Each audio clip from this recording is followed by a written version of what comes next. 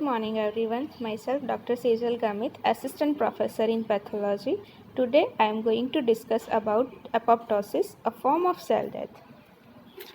Competencies of my today's lecture are describe and discuss mechanism of apoptosis, describe and discuss mechanism of cellular aging. Objectives of today's competencies are: at the end of the lecture, you are able to define apoptosis, able to discuss mechanism and morphology of apoptosis, able to distinguish between necrosis and apoptosis, as well as able to discuss cellular aging. What is apoptosis? It is a pathway of cell death that is induced by tightly regulated suicide program in which cells destined to die activate intrinsic enzymes that degrade the cell's own nuclear DNA and nuclear and cytoplasmic proteins. Fragments of these apoptic cells then break off, giving the appearance of falling off that is responsible for the name apoptosis. The plasma membrane of the apoptic cell remains intact, but the membrane is altered in such a way that the cell and its fragment become target for phagocytes. The dead cells and its fragments are rapidly cleared before cellular content have leaked out. So, apoptic cell does not elicit an inflammatory reaction in the host. Remember, what occurs in the necrosis? In necrosis, there is breakdown of the plasma membrane through which the content leaked out, which may elicit inflammatory reaction in the surrounding tissue. This figure shows histology of apoptic body, which appear as a rounded oval mass having intensely eosinophilic cytoplasm and less nuclear chromatin. This figure demonstrates the difference between necrosis and apoptosis. Normally, the cell remains in homeostasis. Whenever the cell is exposed to milder form of injury, it may cause reversible cell injury in the form of swelling of endoplasmic reticulum and mitochondria as well as membrane break formation. These changes are reversible if you remove the stimuli, but if the stimulus persists for a longer duration, it may cause irreversible cell injury in the form of necrosis, in which there is breakdown of the plasma membrane and organelle and leakage of the content, which may elicit inflammatory reactions. The lysosomes derived from the necrotic cell or from the inflammatory cell may phagocyte these necrotic cells. And in apoptosis, whenever any form of injury occurs, it may cause condensation of chromatin and membrane black formation. You can see that there is swelling of the cell in case of necrosis, while there is shrinkage of the cell in case of apoptosis. The apoptic cells undergo cellular fragmentation forming apoptic body. What is apoptic body? It consists of a portion of a cytoplasm and nucleus that is surrounded by plasma membrane. But the plasma membrane is altered in such a way that it may attract phagocytes and ultimately removed by the process of phagocytosis. So, what is the difference between necrosis and apoptosis? In necrosis, there is swelling of the cells, while in apoptosis, there is cellular shrinkage. There are characteristic nuclear changes in the necrosis that consist of pycnosis, karyorrhexis, and karyolysis, while in case of apoptosis, there is fragmentation into nucleosome. The plasma membrane of the necrotic cell is disrupted, lead to leaked out of content which may elicit inflammatory reaction, while in case of apoptosis the plasma membrane remain intact, so there is no inflammation. Necrosis is always pathological, while apoptosis may be physiological, means removing of unwanted cells, and may be pathological in cases of DNA and protein damage. Apoptosis in physiological situation. While apoptosis occur in the physiological situation, death by apoptosis is a normal phenomenon that serves to eliminate the cells that are no longer needed. So to maintain a constant number of various type of cells in the tissue. So to maintain a homeostasis. Let us see the example of physiological apoptosis, the programmed destruction of cell during embryogenesis. During embryogenesis, apoptosis take place to apoptosis take place to maintain structure of certain organs. Particularly, the formation of finger is the example of apoptosis during embryogenesis. Involution of hormone-dependent tissue upon hormone withdrawal. The example of endometrial breakdown during menstrual cycle, ovarian follicular atresia during menopause, as well as regression of the lactating breast after weaning. Cell loss in proliferating cell population. The example is the lymphocyte that has not encountered antigen, as well as the epithelial cell in the intestine are continuously sloughed off to maintain a constant number of cells. Elimination of cells that have served their usefulness, like neutrophil, which are called in part as a process of injury, are removed by the process of apoptosis. Elimination of potentially harmful self-reactive lymphocytes, they are removed to prevent reaction against one's tissue, so to prevent autoimmune disease. Apoptosis in pathological condition. Apoptosis eliminates cells that are genetically altered or injured beyond repair and does so without eliciting a severe host reaction, thereby keeping the extent of tissue damage to a minimum. Let us see the example of pathological apoptosis: DNA damage, accumulation of misfolded protein, and cell injury in certain infection in which there is apoptosis, apoptosis of the cell which are irreversibly damaged. DNA damage. Exposure of the cells to radiation or chemotherapeutic agent induces DNA damage. When the DNA is damaged, the p53 protein, it is also called guardian of genome, accumulates in the cell. What it causes? It first arrests the cell cycle to allow the DNA to be repaired before it is replicated. However, if the damage is too great to be repaired successfully, p53 trigger apoptosis of the damaged cells. When p53 is mutated or absent, cell with damaged DNA that would otherwise undergo apoptosis would survive. In such cells, the DNA damage may result in mutation in DNA rearrangement that lead to neoplastic transformation. Accumulation of misfolded proteins. The misfolded proteins are accumulated whenever the cell is exposed to any form of stress like UV, radiation, heat, or free radical injury. The misfolded protein are either repaired by the action of chaperones, or there may be decreased translation of the misfolded protein, or the misfolded proteins are removed by the ubiquitin proteasome pathway. Ultimately, if the misfolded protein are not repaired, they are removed by the action of apoptosis. Cytotoxic T lymphocyte mediated apoptosis. Cytotoxic T lymphocyte recognize foreign antigen that is present on the surface of infected host cells and tumor cells. On activation, cytotoxic T lymphocytes, whenever this cytotoxic T lymphocytes exposed to any infected host cells and tumor cells, they release perforin, which causes pore in the membrane of the infected host cells and tumor cells, and through this pore another enzyme that is called GRAN enzyme release into the cytoplasm of the infected host cells and tumor cell, which ultimately activates cellular caspase. In this way, the cytotoxic T cell kills target cells. This is one of the mechanism for the apoptosis. Now we will see the two characteristic mechanism of apoptosis.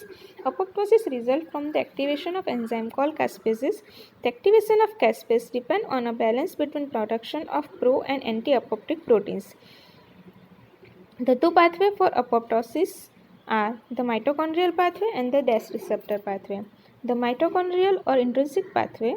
Mitochondria contain several proteins that are capable of inducing apoptosis, or pro-apoptic proteins that are cytochrome C and other protein that neutralizes inhibitors of apoptosis. The choice between the cell survival and death is determined by the permeability of the mitochondria, which is controlled by a family of BCL2 protein. When the cells are deprived of growth factor and other survival stimuli, or are exposed to agents that damages DNA or accumulate unacceptable amount of misfolded protein, a number of sensors are activated. One of the factor is stress protein, that is BH3 protein. This BH3 protein comprises BIM, BID and BAT proteins, which in turn activate two effectors that are BAC and BAX. So, the activated BAC and BAX, which dimerize and insert into the mitochondrial membrane and form a channel through which cytochrome C and other mitochondrial protein escape into the cytoplasm. This sensor also inhibit the anti-apoptic protein BCL2 and BCLXL. thus further enhancing the leakage of mitochondrial protein. The cytochrome C, together with some other cofactor, activate caspase 9, which is the initiator caspase of the mitochondrial pathway. This initiator caspase later on activate executioner caspase, that is caspase 3 and 6, which lead to apoptosis. So this is the pathway which explain intrinsic pathway. In this figure, you can see that growth factor and other survival signals stimulate the production of anti-apoptic protein, that is BCL2 and BCLXL, thus preventing leakage of death-inducing protein from the outer mitochondrial membrane. But as you see on the right side, when the cells are deprived of survival stimuli or the DNA is damaged or misfolded protein induces endoplasmic reticulum stress, the BH3 protein gets activated. Now this BH3 protein comprises beam bed and bed protein, which in turn activate BAX and BAC. These effector form a channel into the cytoplasm, through which cytochrome C leaked out into the cytoplasm. Together with this, BAC and BAX also inhibit the function of BCL2 and BCLX, so further increases the leakage of cytochrome C. Now this cytochrome C bind with apoptic activating factor 1 into the cytoplasm and form apoptosome. Now this apoptosome bind with caspase 9 and causes activation of caspase 9. This activated caspase 9, the autocatalysis of this activated caspase 9 activate executioner caspase, that is caspase 3 and 6. This executioner caspase will causes apoptosis. Another protein that are act in this pathway is the SMAC and diabloproteins. What is the function? Normally, mitochondrial proteins that SMAC and diablo enter the cytoplasm, where they bind to and neutralizes cytoplasmic proteins that function as inhibitors of apoptosis. What is the function of these inhibitors of apoptosis? To block the activation of caspases, including executioners like caspase 3, and keep the cells alive. But what occurs in this SMAC and diablo, whenever bind to these inhibitors of apoptosis, causes neutralization of this, and neutralization of inhibitors of apoptosis permit the initiation of caspase cascade and lead to apoptosis. The death receptor of the extrinsic pathway.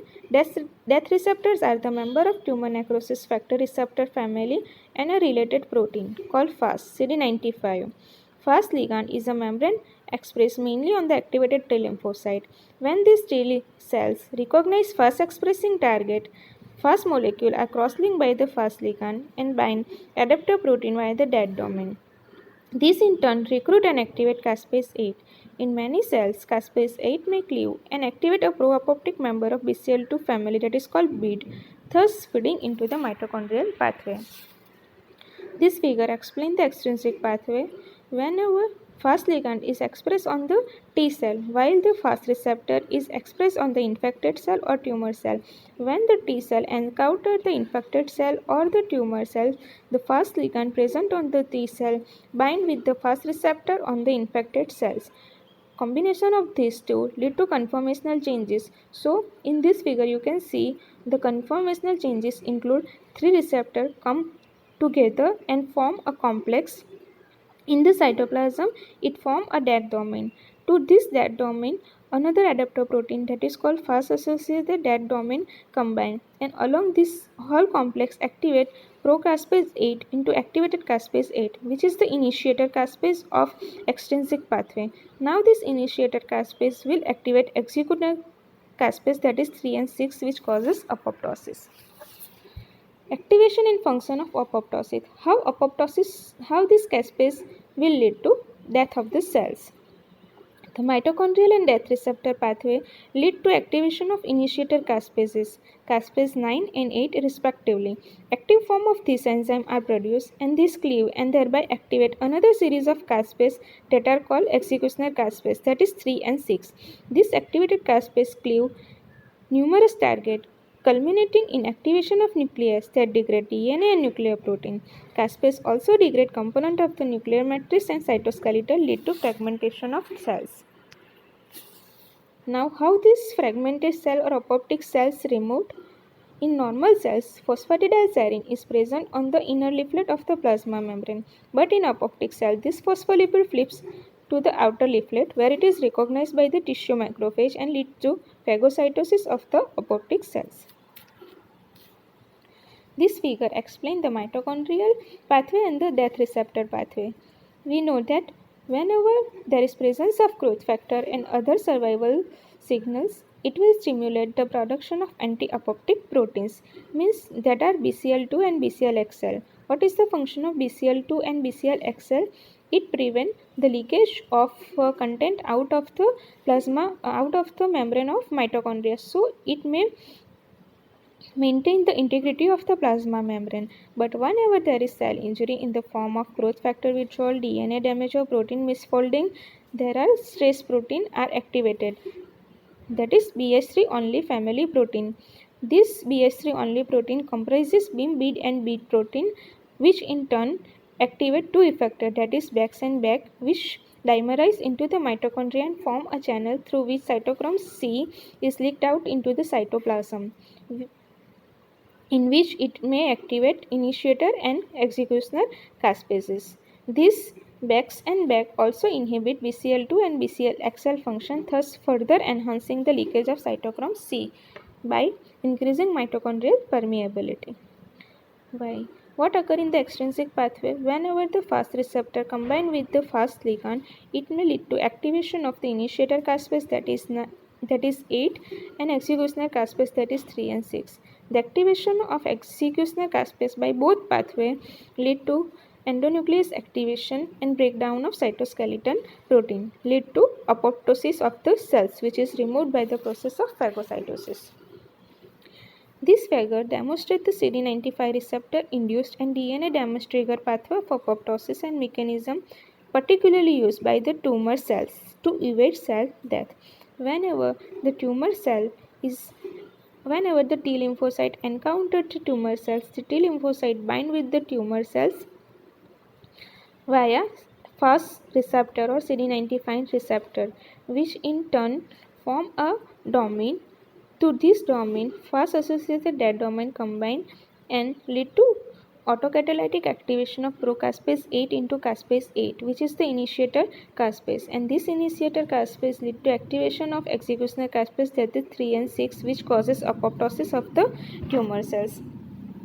Another pathway is whenever there is DNA damage, P53 try to repair the cell, but if the cells are irreversibly damaged, it will activate BAX and BAC protein, which form a channel into the mitochondria through which there is leakage of the cytochrome C, which combine with the apoptosis activating factor 1 and form apoptosome, which in turn activate caspase 9 and executioner caspase, that is caspase 3, which causes apoptosis.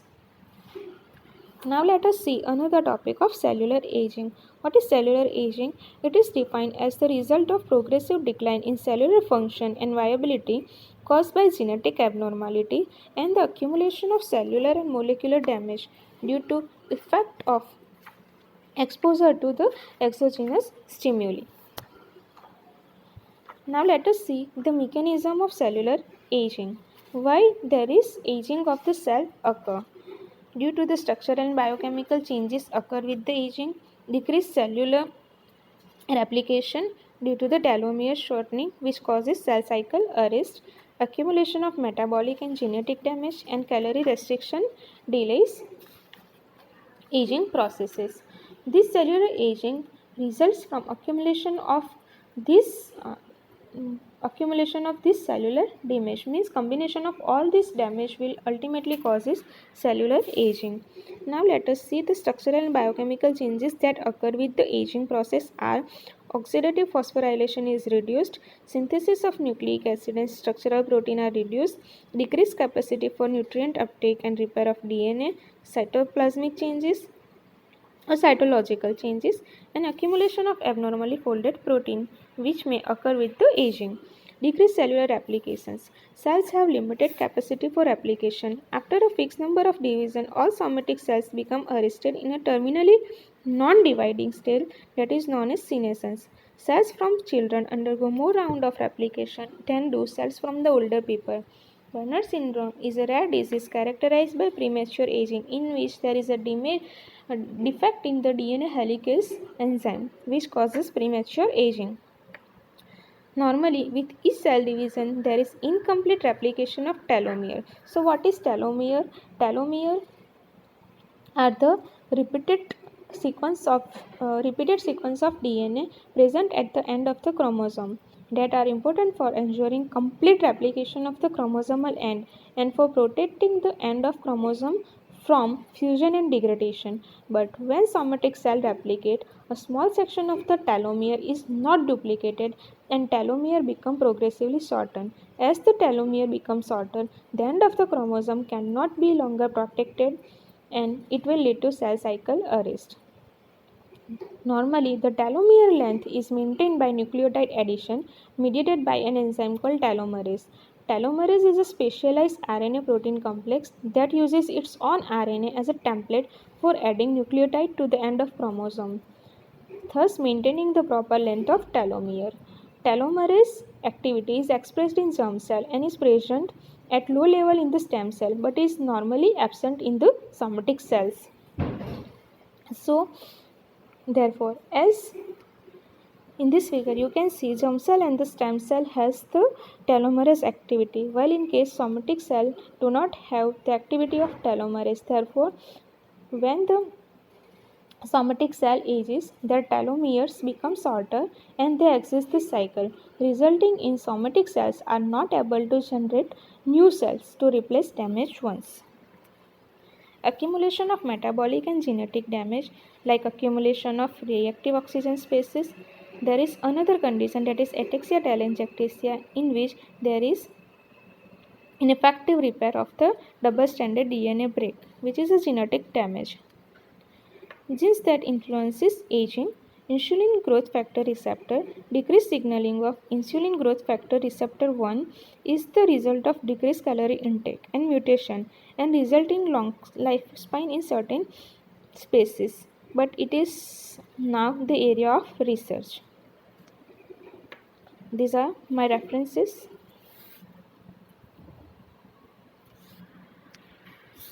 Thank you.